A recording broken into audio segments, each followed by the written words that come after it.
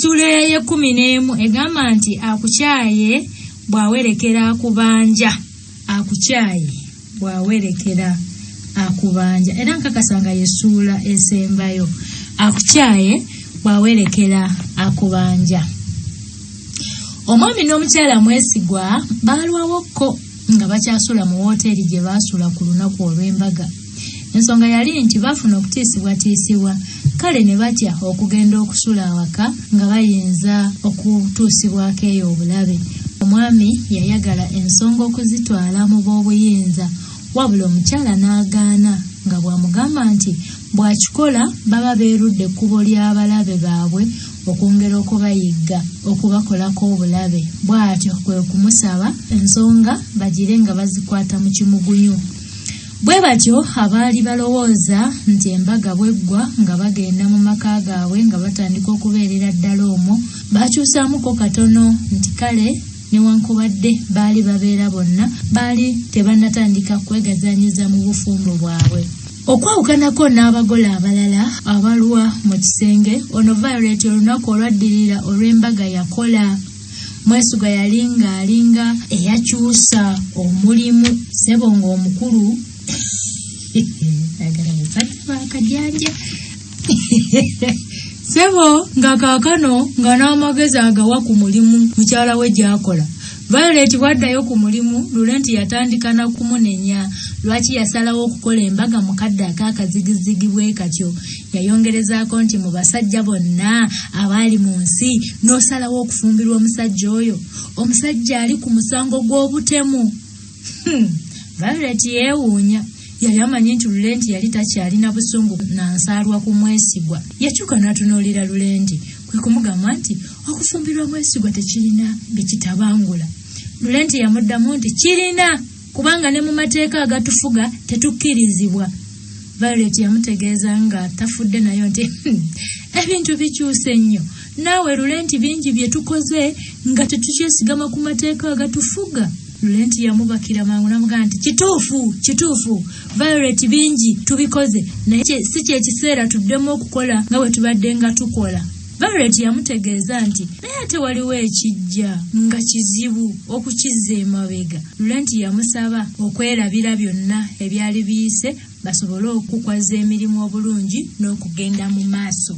Violet yali agenda kukangula eddoboozi wabula wajjukira byonna ebibaddewo gattako ekya Lulenti okufiirwa omwana we kwe kukkakana.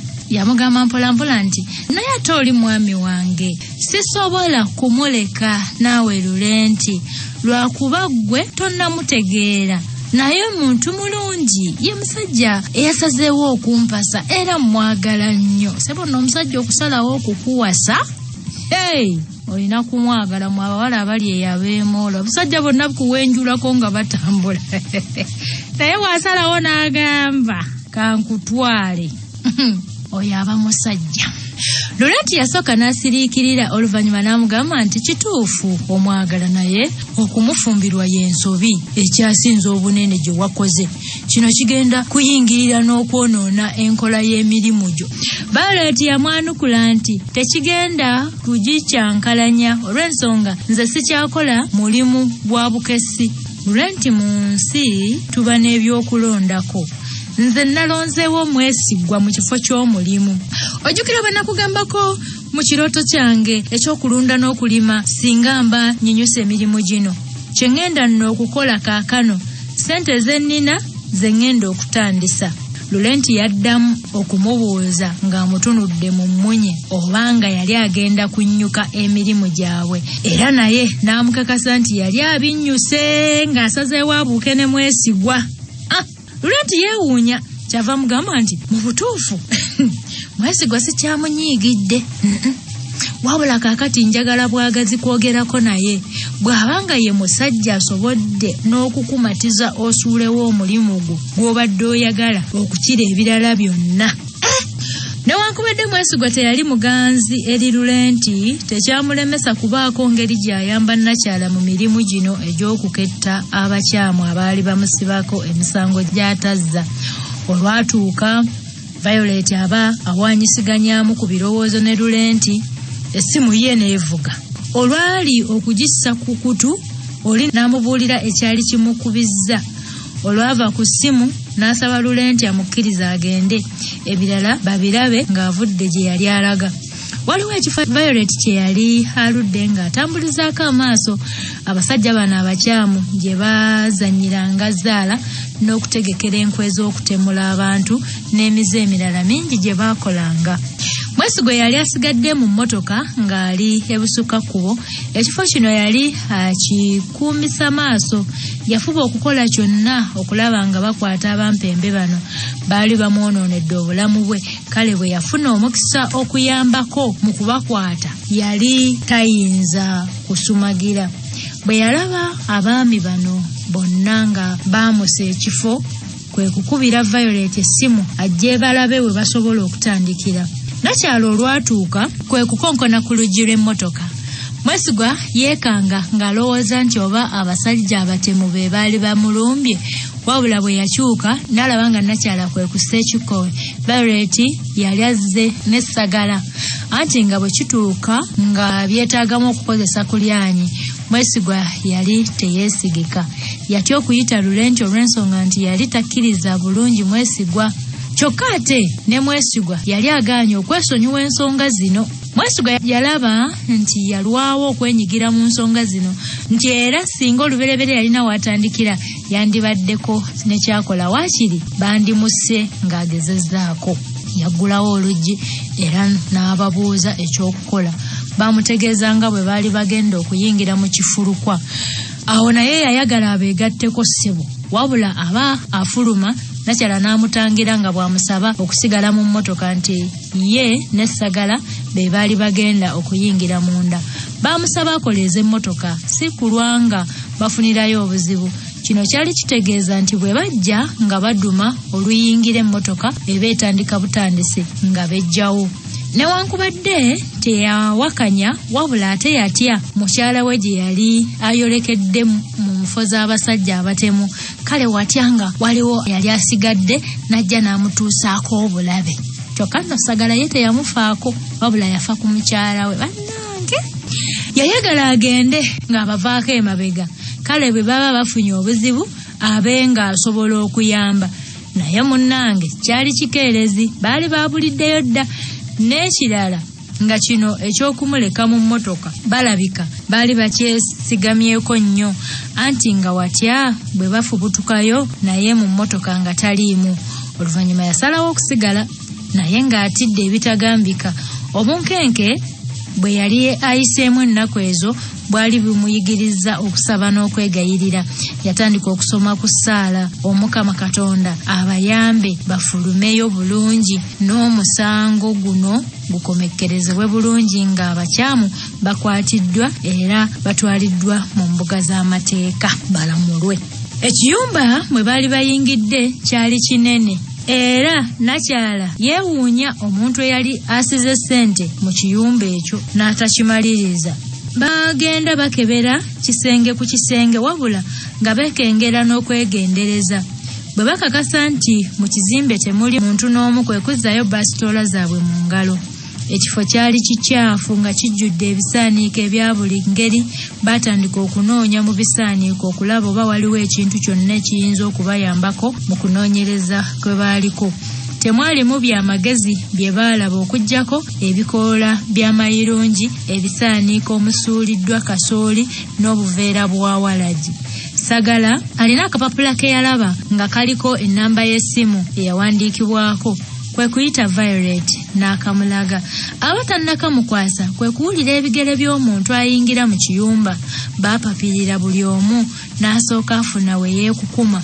Olwo nga basabirira kimu kyokka abayiteko agende mu kisenge ekirala. Si lwakuba nti baali tebasobola kumulwanyisa singa aba ab'eŋŋanze, wabula baali baagala lukwe kukwata abantu bano bonna okutandikira ku bakama baabwe. Kale nga tebaagala kwonoona nteekateeka yaabwe. Musajja wattu yali asigadde mu mmotoka yali mu kweraliikirira okuyitirivu. Yali alengedde omuntu agenda eri mukyala we. Nga yatambula agenda eri mukyala we. Olw'obutayagala kunyumizibwa binaddirira, yafuluma emmotoka ssebo omukungu. Yafuna awo ekitittiriri n'agenda ayingira nakyo munda. yali akigaludde kale nga ne bw'oba ggwe n'omusala mu maaso ng'oba ojja kumuwulira akamufaamu. Ng'omusajja amaze okuggweerayo, Violet ne Sagala baavaayo gye baali beekukumye beekanga Mwesigwa eyali akutte ekitittiriri. Mu kwekanga n'eyali ayiseewo kwe kudda emabega. Yali aduma. Mwesigwa olwamukubako amaaso n'amuwujja ekiti ku jjoba we po! Yali ayagala ssebo kumukubaamu amumalirize, wabula bano kwe kumukwata emikono nga bamutangira obutatta muntu. Kakati si mutendeke naye bannange mbw'esebo yali ayagala amumalirize, wabula bano kwe kumukwata emikono ne bamutangira obutatta muntu. Yali awoggana kimu nti ndeke nzita omugwagwa ono. Muleke nzita omugwagwa ono, abakyamu bano banyonoonera obulamu. Baamukwata ne bamunyweza. N'omukyamu kwe kufuna waddukira. Baafuluma wabweru ne balinnya emmotoka yaabwe ne bejjawo. Nga bali mu mmotoka, Sagala yakutamamu katono abuuza Violet lwaki yali aleese Mwesigwa akajanja. Taagala nange. Anti kaakano yali abalemesezza okwongera okubaako kye bakola gye baali balaze. Baalina bingi bye baali baagala okumanya, wabula byonna byali bifudde ettogge. Olugendo lwali lubamenyedde busa. Sagala yayogeranga mpolampola ng'alowooza Mwesigwa atawulira, wazira nga byonna yali abiwulidde. Bwe baafuluma mmotoka, Violet kwe kuyita Sagala. Mwesigwa eyali yeesigamye emmotoka yakimanya nti baali boogera ku ye. Yatandika okwejjusa ekyali kimukwasizza ekkubo okuyingira mu nda eyo. Kyokka naye musajja wattu nga tomunenya bambi, yalowooza ayamba. Violet yategeeza Sagala nti oli ensobi gy'akoze yali ya buntu, nga n'omulala yenna yali asobola okugikola. Sagala yayongerezaako nti naye ate si mukozi munnaffe. Ekyo naawe okimanyi nti senga wabaawo ensobi ffe tuba tugenda okugisasulira. Violet yamugamba nti ssebe ebyo mbiwulidde, naye ggwe olowooza byonna bye tukola tukyabikolera bakama baffe? Nedda, kakati tuli mu kwetaasa. Bano abantu batwebunguludde dda, batumanyi bulungi, kale naffe tulina okubaddiza omuliro. Kino tekikyali ku ssente ze tukolera oba okusanyusa bakama baffe, wabula tulwanirira bulamu bwaffe. Ekirala, Mwesigwa tumwetaaga, alina bingi byalina okutuyambamu. Baddayo ne balinnya emmotoka kwe kugenda basisinkane Lulenti. Baamunnyonnyola byonna bye baali balabye ne baali bakoze eyo gye baali bava.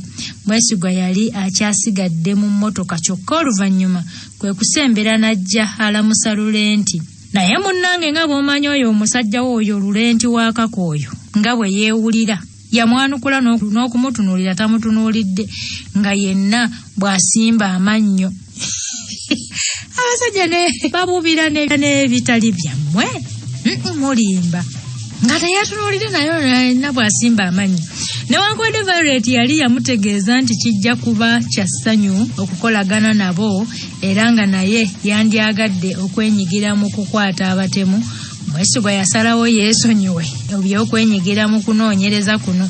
Yayita mukyala we n'amusaba okuba omwegendereza nga bw'amutegeeza nga bw'aliko ebirala by'alina okugenda okumaliriza eyo gye yakoleranga.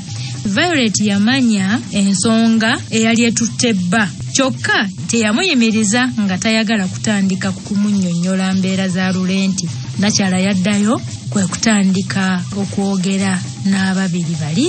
Batandikira ku nnamba ya ssimu eyali ku lupapula.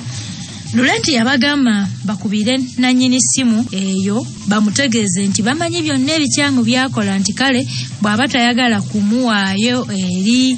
Nakyala yamusala ekirimi n'amugamba nti kisoboka okuba nga ennamba y'essimu ya muntu mulala nnyo nga si y'omu ku batemu. Basiriikirira Lulenti kwe kubagamba nti tulina engeri emu ey'okuzuula nti oyo omuntu mukyamu oba nga si mukyamu.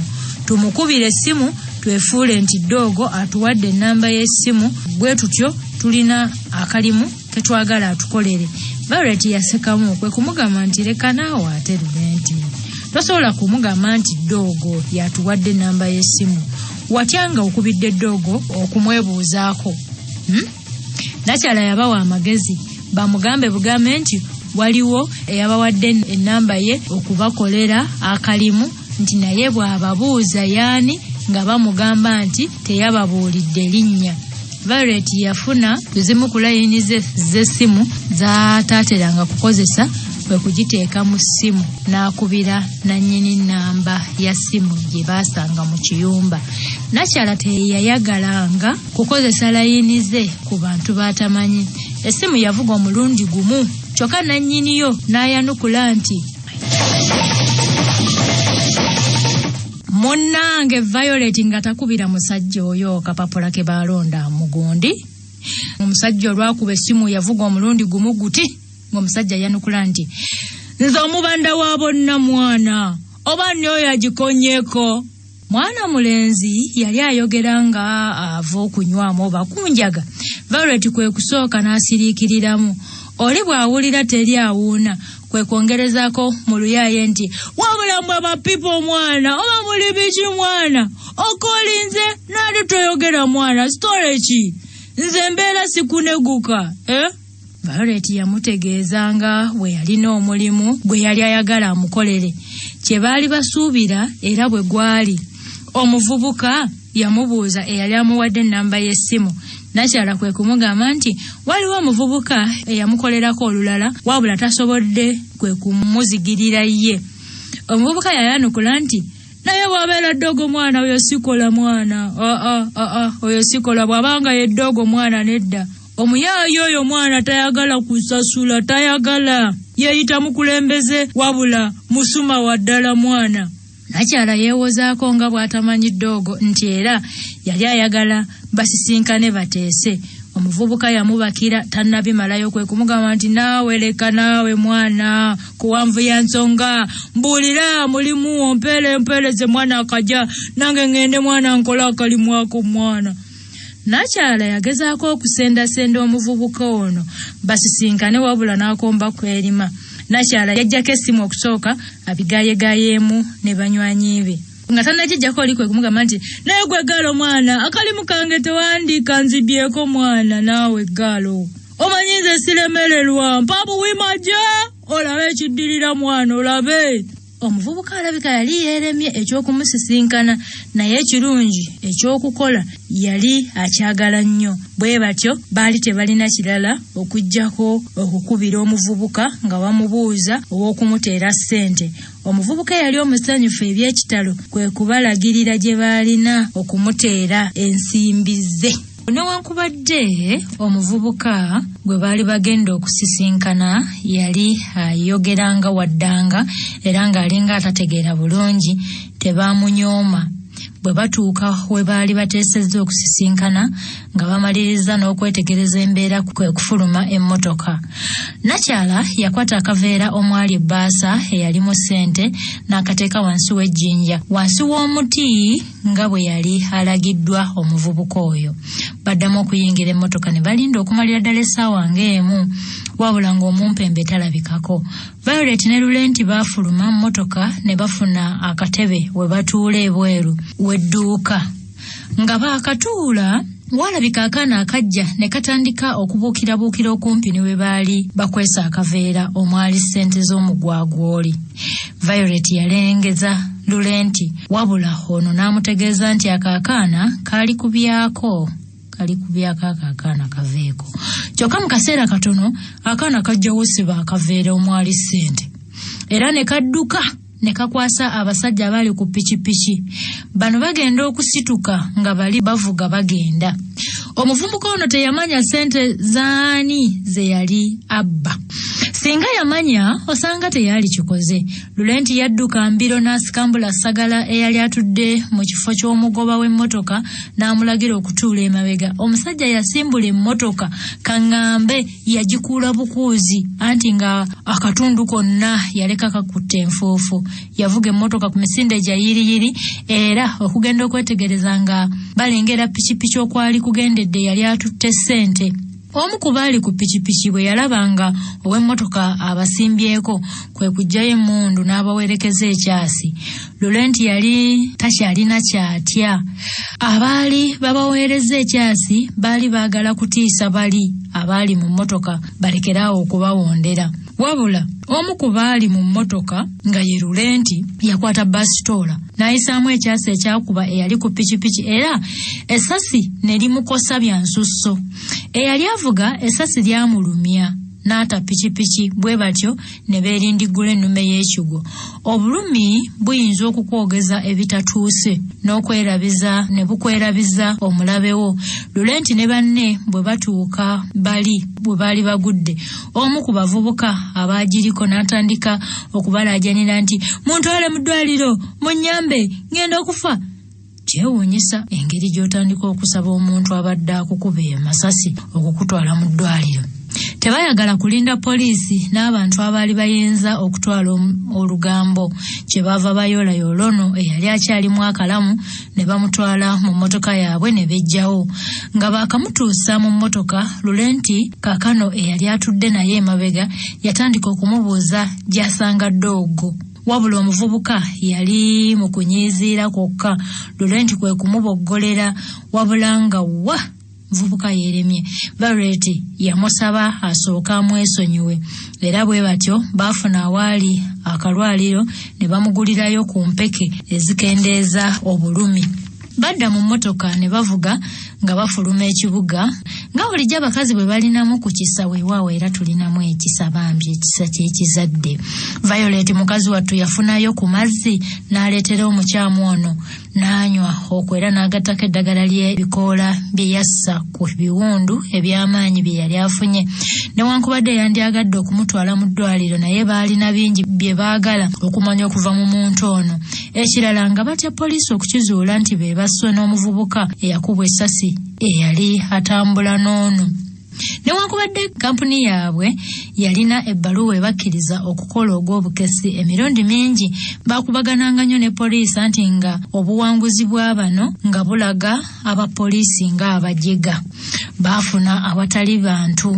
Laurent n'attukiza bupya okubuuza omulenzi gwe baali bakutte ebikwata ku ddoogo. Omulenzi yasse ekikkowe n'amugamba nti ndaba ne bwe naakubuulira ngenda kufa, kati ekingasa ky'okulyamu mukama wange olukwe. Violet yamusaba okubabuulira nga bw'amutegeeza nti singa ababuulira nga bamutwala mu ddwaliro. Omulenzi yazibiriza ng'alinga azirise. Violet kwe kutandika okumukwata mu mba nga bw'amulagira okudda engulu. Laurent yakwata Violet ku mukono ne bafuluma ebweru wa mmotoka. Yasaba sagala okubagoberera. Nga bagenda bateesa ekyokukolera omusajja ono eyali mu mmotoka yaabwe, kyokka ng'ali mu mbeera mbi. Violet yali yakaleeta ekirowoozo ky'okumusuula ku ddwaliro agenda okulengera ng'omuvubuka azza engulu abayita. Bwe batuuka awo kwe kubagamba nti yali ayagala kwogera na nnakyala yekka. Laurent yawulira obusungu, yali ayagala okumusamba ssebo, wabula Violet n'amugaana. Yagenda aleekaana nti tobonaabona newankubadde olina embeera ey'okwegwanyiza abamenyi b'amateeka naye mutwala. Violet yawulira obusungu wabula n'atayagala kwanukula Laurent eyali ayanyiiza edda anti ezenkanankana n'ebisiki. Yakutamamu okuwulira omuvubuka bye yali ayogera. Omuvubuka yamugamba nti ngenda kukubuulira byonna olw'ensonga obadde wa kisa gye ndi, ate ekirala nti nange ddoogo simwagala. Yamubuulira bingi ebyali biyinza okubayamba okuzuula ddoogo. Ebyo nga biwedde yamubuuza ku byamwesigwa. Yamuddamu nti talina kyabimanyiiko olw'ensonga nti si buli kimu nti ddoogo yali akibabuulira. Bw'amaliriza okumubuulira ebyo, Violet yasalawo okutwala omuvubuka ono afune obujjanjabi. Yayagala amukwatirire atuule wabula ng'alumizibwa bya kitalo. Omuvubuka kwe kumusaba amuleka afiire awo. Violet yali yafuna omutima ogw'ekisa bambi okuva lwe yasisinkana mwesigwa. Yafuba atuuze omuvubuka ono eyali yeekiise mu ntebe y'emmotoka. Yagenda okumuggyawo ku mutto ne wansi wonna waaliwo ekitaba ky'omusaayi. Omuvubuka yali atemeddwa ekyuma mu mugongo, kale n'afuna ekiwundu kinene n'okuzirika emabegako omusaayi gwe gwali gumukendeddeko. Violet yatya agenda okulaba ng'omuvubuka atandise n'okusikondoka. Yayita Lulenti era agenda okutuuka nga omuvubuka afudde. Violet yawulira ennaku newankubadde omuvubuka yali mumenyi w'amateeka yali tagwana kufa bw'atyo bambi. Yawulira ng'atidde amaziga kwe kutandika okumuyitamu. Lulenti talina kye yayogera wabula okusindika omulambo gw'omuvubuka ne gugwa ebweru w'emmotoka. Violet yawulira obusungu kyeyava abuuza lwaki yali yeeyisa bw'atyo. Ye kwe kumuddamu nti obwayise tebuyooleka ate nti balina okugenda. Baavuga ne bavaawo awo. Wabula Violet yagenda anenya Lulenti ekyali kimulesezaayo omulambo gw'omusajja. Nate era Lulenti yagaana okubaako kyayogera. Pozi Sagala ye yayanukula nti tetulina kye tuyinza kumukolera kaakano. Ekirala tetuyinza kumwesibako bajja kutandika okututeebereza. Violet yatandika okutolotooma ng'anenya Lulenti nti naye yali atandise okweyisa ng'ensolo Lulenti oyo. Lulenti eyali yasirise obwedda yakyuka n'amuddamu nti owange lekerawo okunnenya mu bino. Sinze nzisa omusajja ekyo kiyeesabidde bwe yakutte emmundu okwagala okutukuba amasasi. Violet yamwanukula nti naye owulira engeri gy'okinaggukamu. Ekitegeeza tolina nakyowulira wadde olw'okufa kw'omuntu. Njagala okukujjukiza nti ffe tetuli batemu. Lulenti mu kiseera kino obusungu bwe bwali bugenda bulinnya naye kwe kumwanukula nti talina gwe yali yatemudde. Violet kwe kugamba Sagala ayimirize emmotoka. Olwayimirira ye n'afuluma. Ebintu byali bikyuseemu nnyo okuva we batandikira omusango guno n'ekisinga obukulu nti gwali guganye okuggwa. Yasalawo okudda eka awummuleko. Ng'agenda mu kkubo yajjukira nti eka waliyo omwesigwa eyalabika nti yali yanyiize dda olw'engeri banne ba Violet gye baali bamweyisirizaako. Ebyembi oyo yali talina ngeri gy'amwewalamu kubanga yali yakalayira nti mu mbeera yonna banaabeeranga bonna. Bw'atuuka ku woteeri gye baasulanga ne mwesigwa yamusangayo ng'awandiika ekitabo kye nga bwe yakolanga bulijjo mu biseera bye eby'eddembe. Bw'alaba mukyala we anyiikadde kye yava ajja amusisinkane amubuuza okubadde wabula ng'ono tanyega. Yatambula n'atuuka waale n'amukwata ng'amunywezezza. Okukola kino yali afuba okutuukiriza kye yali yalayira nti anaamugumyanga bw'anaabanga atendewereddwa. Gwe baawambaatira bw'alaba guli gutyo kwe kukaabira ddala. Mwesigwa yali tamanyi na kituuseewo yamugamba bugambi nti weesirikire Violet byonna bijja kuggwa. Violet yayagala abeeko kyayogera wabula yali asikondoka. Kyava agamba nti nkoyo okulaba abantu nga bafa. Omusajja nfiiridde mu ngalo essaawa ng'emu emabega. Mwesigwa omulimu gwe yali agutegeera bulungi kale yayongera bwongezi okumugumya. Lulenti yali azzeemu okufuna byonna ebikwata ku ddoogo okwongereza ku muvubuka oli bye yali abagambye. Baakizuula nti yali amumanyi bulungi era nga okusinziira ku bye yali abawadde baali bafunye byonna bye baali beetaaga okumufuna. Wayitawo ennaku ntonotono Violet n'asisinkana omusajja ono ddoogo. Yasobola okutuula mu wooteeri y'emu naye. Ekyewuunyisa yali mwami wa buvunaanyizibwa. Nga bwe baba tebakubuulidde bikyamu byakola nga tosobola kumusuubirizaamu kibi kyonna. Naye nga bwe bagamba nti omuyembe okunyirira kungulu tekikugaana kuvunda munda baali batuufu olw'ensonga n'ono ddoogo yali muvundu munda. Yalina akakundi k'abantu abawerera ddala be yakolanga nabo. Yasobolanga okwenyigira mu misango nga 10 olunaku mu kibuga Kampala. Violet yategeera ddoogo n'amumalayo. Yamanya ebikolwa bye byonna eby'obujeemu bye yeenyigirangamu era yafuna obukakafu bwonna obwetaagisa okumusibisa. Wadde byonna ebyo yali abitegedde yayagala okufuna obukakafu nti ye yali ne mu musango gwa mwesigwa olwo alyoka amusibe bulungi. Lulenti ye yali ayagala kusibisa oba kutta ddoogo ono nga takyafa na ku bya musango gwa mwesigwa.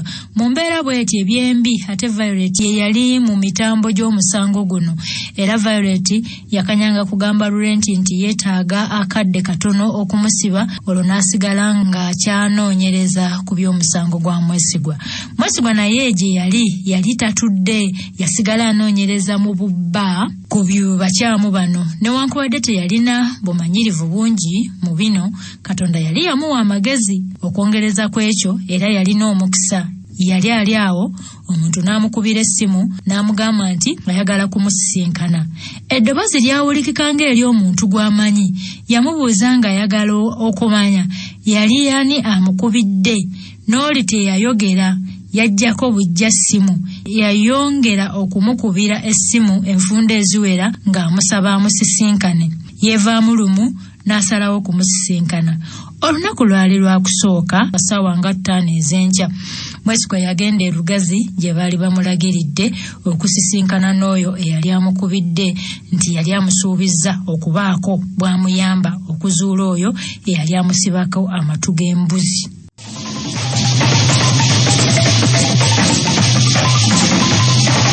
Munnange mbuulira g'oyita naye nkubuulira empisa zo, anti munnaffe ono naye aliko obukodyo obutonotono bwe yali ayize okuva ku Violet ne banne.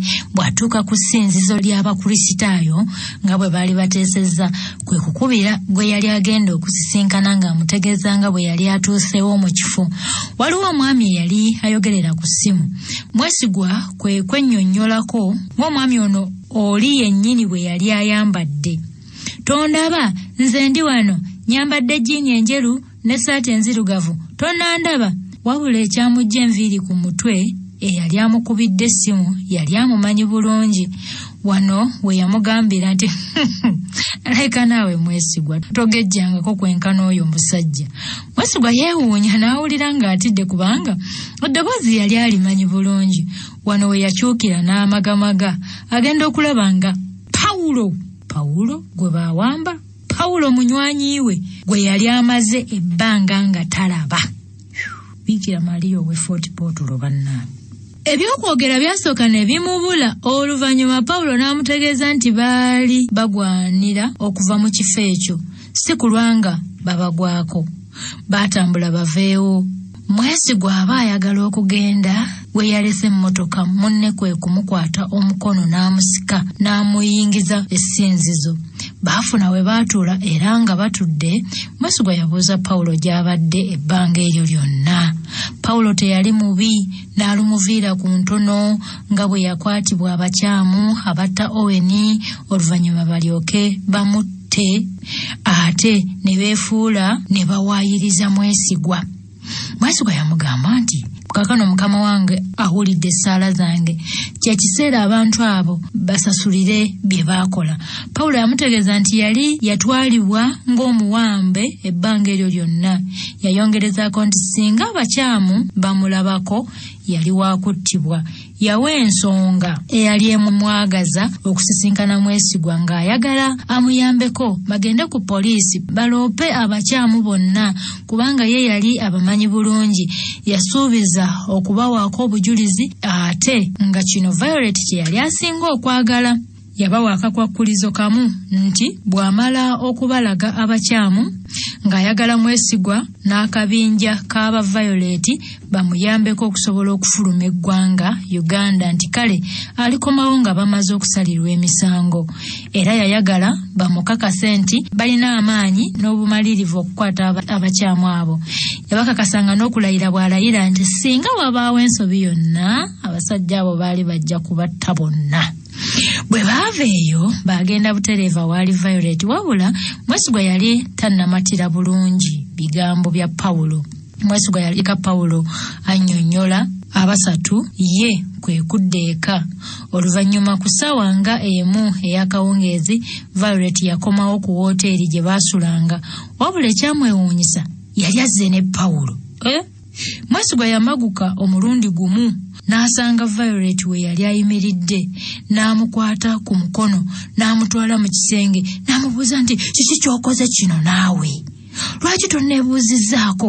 Oyinza otya okukwata omusajja abadde abuze okumala ebbanga eryo lyonna n'omuleeta wano we tusula? Abangi muyinza okuba nga mulaba Pawulo, wabula nga nze ndaba Nawolovu.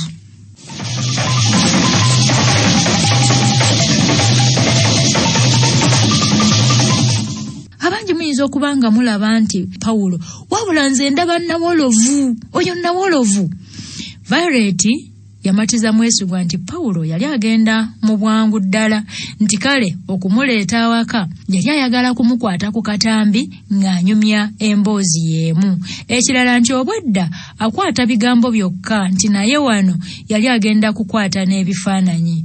Okudda ku mugenyi Paulo yakiraba nga wano awaka yali tayanirizibwa bulungi, kwe kusala wasiibule, wabula Violet n'amubuzaabuza okutuusa lwe yaddamu emboozi ye yonna, era ng'ono amukwata ne ku katambi. Kyokka kino yakikolamu bubba.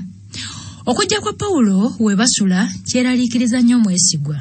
Yafuna obusungu okulaba ng'ate atuulidde ddala okumpi ne mukyala we. Kyenyinyaza. Newankubadde yali tayagala Paulo, yawalirizibwa okumusemberera n'atuulira ddala awo okumpi naye, anti munnange okwerinda si buti. Mulimu n'abasajja abalina ebbuba. Mbona atuulira ddala awo okumpi naye, anti munnange okwerinda si buti. Ensanafu etambula egaludde. Yalaba Paulo asiibula n'amusaba amuwerekereko. Nga batambula yamugamba nti mu byonna ebiriwo nkusaba Paulo okakase nti ku luno sibiriimu. Nyongerako kino nti mukyala wange nkusaba omwewale. Weewale mukyala wange. Paulo aba agenda okubaako kyayogera. Mwesigwa n'amwesooka n'amugamba nti nkimanyi si ggwe wasalawo, wabula nkusaba ku luno nkakasa nti tobingattamu. Ebyo bwe byaggwa n'amusiibula. Okujjako Mwesigwa tewaali mulala yalowooza nti Paulo ayinza okuba nga abasalidde ga nkolwa.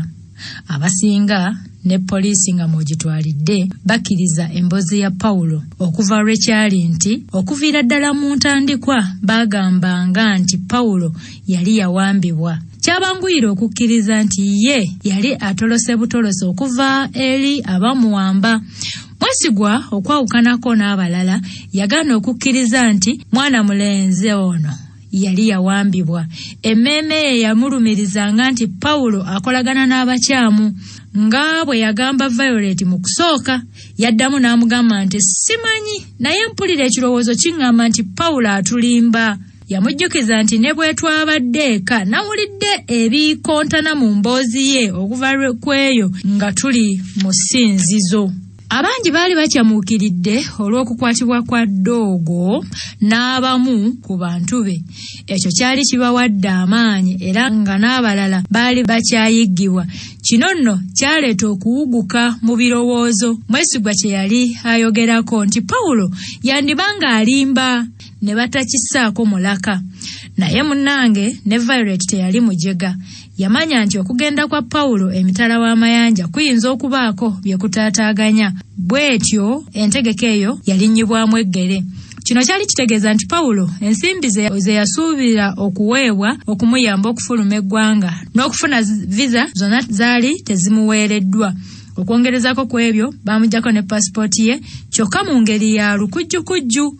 Bw'atyo teyasobola kukitegeera nti yali akomye. Mwesigwa yamanya nti ekirowoozo kye ku Paulo yalina kukiwa Violet amunnyonnyole bulungi amatire, bw'atyo akkirize bye yali amugamba era yamulinda waka. Bwadde eka yamuwa ensonga zonna lwaki ye yali teyeesiga Paulo. Violet yawuliriza ne yeekenneenya bulungi ebyamubuulirwa. Mu butuufu n'akiraba nga bulijjo ye abadde yeemalidde ku kwagala kusiba Ddoogo n'alemererwa okulaba obulimba bwa Paulo. Mwesigwa yamugamba nti gwe kwata ekkubo ogende obuuze abo abasajja be mwakwata olabe obanga banaamwegaana. Violet yamutegeeza nti ekyo kiyinza obutabayamba olw'ensonga nti baali basobola okuwaayiriza omuntu yenna, wabula yamusuubiza nti ajja kugezaako ekkubo eddala. Yagezaako ekyo kye yali asuubiza Mwesigwa, naye n'alemwa okufuna obujulizi obuluma Paulo nti yali omu ku basajja abo, wabula teyaggwamu ssuubi, anti yamanya nti bwe kiba ekituufu yali ajja kukizuula mu kiseera kitono. Kamulali yali akyabalagala mu bbwa.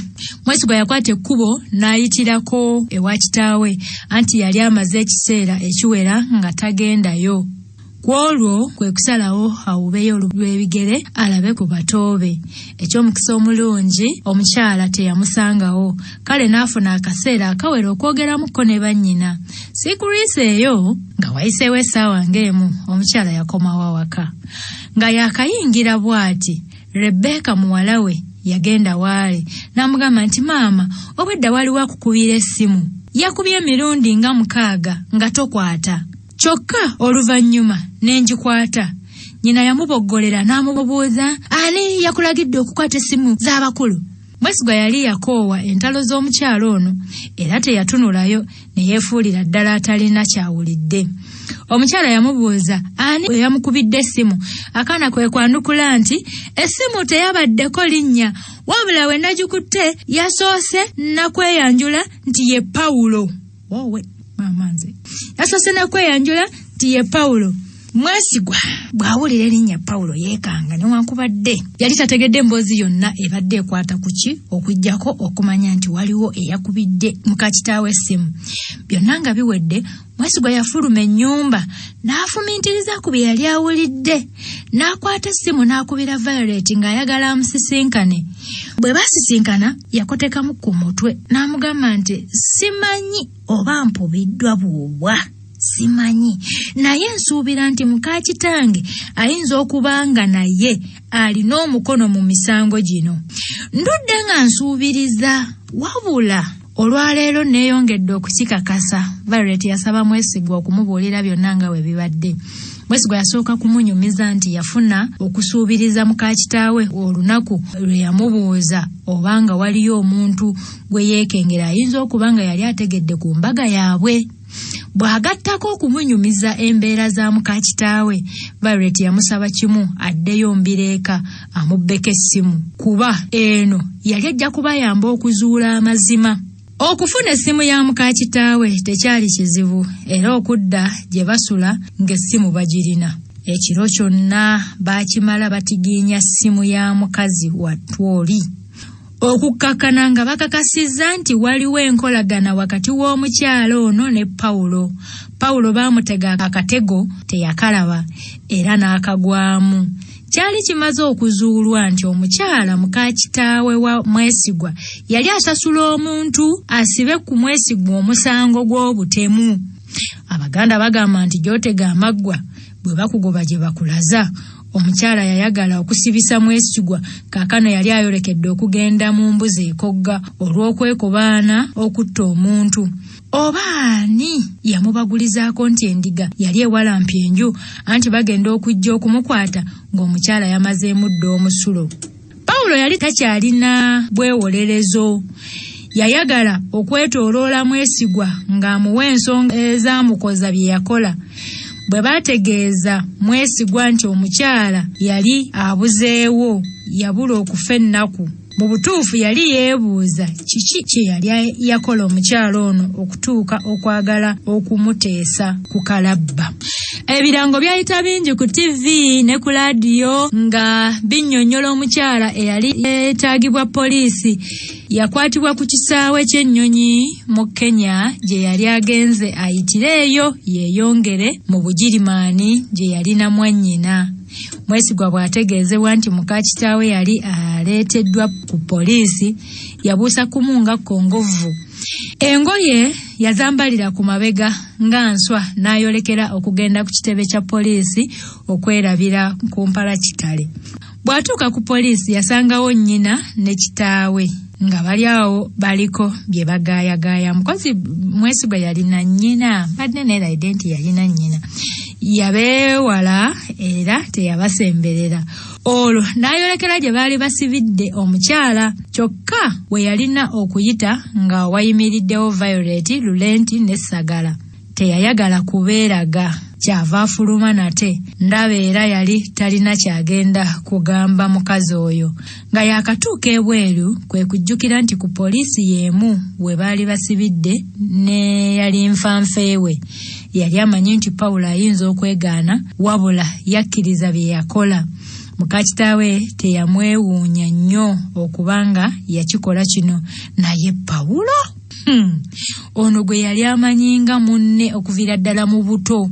Yasaba omusirikale eyali akuuma abasibe amukkiriza okwogeramuko ne kasibante Pawulo. Pawulo yatuukira mu kwetonda. ono nsonyiwa Mwesigwa, kino saayagala kikutuukeko bwe kiti, naye nakakibwa. Nze nali njagala nkufunayo ku ssente ntono nga ndowooza ebintu bigenda kuba bitono. Saakimanya nako nti bambi Owen ayinza n'okukafiiramu. Okumaliriza okwogera ebyo nga n'amaziga gamuyitamu, yayongerezaako nti Mwesigwa, nsaba kunsonyiwa, guno gwansinga. Simanyi nkyakukola, omulugube gwanzisa, nsonyiwa munywanyi wange. Mwesigwa yawulira nga ate akwatiddwa n'ennaku, kubanga yali amanyi Pawulo kyawulira olw'okusibwa amayisa, okuggyako nti ono yalina n'obuswavu mu ye. Mwesigwa yabulwa ekyokwogera, kwe kusalawo okuviira eyali munywanyi we. Yakyuka n'amukuba amabega n'afuluma poliisi. Bw'afuluma poliisi, ku luno teyatunula mabega, yakwata kkubo n'adda eka. Yakyusa n'aggyamu empale empanvu n'essaati y'emikono emiwanvu, n'ayambala empale nnyimpi n'akasaati akatonotono, n'ayolekera Valley Beach.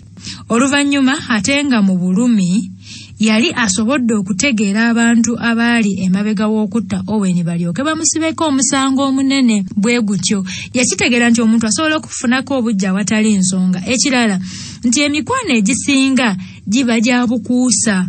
Newankubadde yandyagadde okumanya akawonvu n'akagga ku ngeri Pawulo gye yatandika kukwataganamu ne muka kitaawe, okugattako akabinja k'abadoogo teyakikola, lwa nsonga byonna byali tebikyagasa. Nga wayiseewo ekiseera kinene ddala yali atandise n'okusumagira. Omuntu kwe kumuva emabega n'amukwata amaaso. Ye kwe kumugamba nti Violet, ne bw'oba mayiro nsobola okukuwunyiriza. Violet kwe kujja n'amugamba yeseetulemukko naye afune w'atuula. Awo ku jjinja Mwesigwa we yali atudde yamugamba nti weebale Mwesigwa kunnyambako kumaliriza musango guno. Mu mazima obadde musaale nnyo mu kuyamba okumaliriza ensonga eno. Natandika okukola kino nga njagala nsimbi, wabula gye biggweredde nga njagala kutaasa ekintu ekikyasinze okuba eky'omuwendo gye ndi. Mukama wa kisa ansobozesezza okukuuma egiraasi eno, ate nga nja kugikuuma lubeerera. Anti nange saagala kunywera mu giraasi ebongose. Batayi. Mwesigwa yatunuulira Violet ng'ayogera, kyava amwenya n'amugamba nti nina ensonga eziwera okusonyiyisa Pawulo. Simanyi lwaki alina n'okutwalibwa mu kkooti okuwozesebwa emisango gino, kubanga nze yampa omukisa naye omulenzi ono, nze yampa omukisa okuzuula ekyo ekyali kibula mu bulamu bwange. Anti bagamba nti awaaba ennaku tewabula ssanyu. Violet yamubakira mangu n'amugamba nti nedda ssebo, nedda, tekiri bwe kityo ssebo, kiri nti awali essanyu tewabula nnaku. Kaakano Pawulo ye nnaku, ffe ssanyu. Baasanyuka mu butuufu nga Violet bwe yasabanga Lorenti okumukkiriza okumaliriza kye yatandika. Mukazi wattu yali asobodde okukimaliriza. Mwesigwa yagamba Violet nti simanyi Pawulo bwe yajja kukwatagana na mukyalo oyo. Violet yamutegeeza nti omukyala bwe yayagala okubaako kyakola ekinaakulumya, yayagala kweyambisa omuntu akumanya obulungi, kwe kusasula Pawulo, ne Pawulo n'abaako baapangisa okumuyamba. Ekirala kye mbadde njagala omanye nti kitaawo ye yasasulira omusango guno okuddamu okunoonyerezebwako. Mwesigwa teyayongerezaako okuggyako okuwuuna obuwuunyi. Nga bakyali awo, Violet yajjukira ekirooto kye yafuna olunaku lwe yakwasibwa omulimu gw'okunoonyereza ku Mwesigwa. Mu butuufu kyalinga ekimulaga kye yali agendamu, kuba Mwesigwa ye muntu gwe yali tayinza kulowoozaako nga gwayinza okufumbirwa. Kyokka mu kiseera ekyo yali tayagala kumulekawo lunaku wadde olumu. Violet yakiraba nga mu butuufu okwalinga okusaaga ye okulabagana ne Mwesigwa, kyokka kaakano baali bakuba bonna ennaku zonna ez'obulamu bwabwe. Violet yabuuza Mwesigwa obanga yali anaagenda mu kkooti okuwulira emisango egyali givunaana abantu ab'enjawulo. Mwesigwa yanyeenya omutwe n'amutegeeza nti ekyo kikafuuwe nti era yali tagenda kulinnyayo nti balibiwulira. Yakwata Violet ku bibegabega n'amugamba nti nze mbadde nteesa tufune passport zaffe twongereze we twakoma n'embaga yaffe. Mbadde njagala tugende ku honeymoon. Violet yasanyuka nnyo mangu ago n'asituka n'amugwa mu kifuba nga bw'amugamba nti ekyo mu mazima kiteeso kirungi. Okujjako okuteebereza nti abasibe basibibwa emyaka mingi n'abamu okusibibwa amayisa, sijja kukulimba nti nange mu kkooti n'agendayo anti nawerekerako Mwesigwa ne Violet abaali bagenda okumalira ddala omwezi mulamba nga bali Bufalansa nga bajaguza okutuuka ku kkula ly'obufumbo obutukuvu n'okwongera okujaguza olw'obuwanguzi bwe baali bafunye ne bakwata abakyamu okwalinga okusaaga. Weeraba.